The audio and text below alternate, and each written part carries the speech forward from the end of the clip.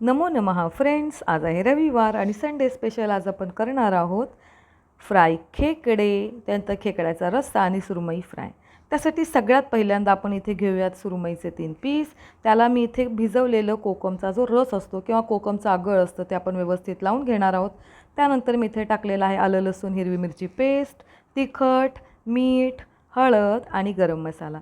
हे सगळं आपल्याला सुरमईला अगदी व्यवस्थित दोन्ही बाजूने लावून घ्यायचं आहे. आणि ह्याला आपल्याला खूप वेळ मॅरिनेट नाही करायचं, नाहीतर मग त्याला पाणी सुटतं आणि ते सुटलेल्या पाण्यामध्ये आपलं मीठ आणि आंबटपणा किंवा तिखट हे उतरून जातं. तर याच्याच वरती आपण टाकणार आहोत इथे बारीक रवा. आणि बघा आता मी तर नॉनस्टिक पॅनमध्ये ही सुरमई डायरेक्ट फ्रायला लावलेली आहे. मी ही सुरमई तांदूळ किंवा रव्यामध्ये अशी पूर्ण लॅप नाही करून घेतलेली. तर आता बघा इथे मी क्रॅब जे आहेत, खेकड्याची जी पाठ असते ती पाठ मी व्यवस्थित साफ करून घेतली आणि त्याच्यामध्ये मी ते मसाला भरला आहे.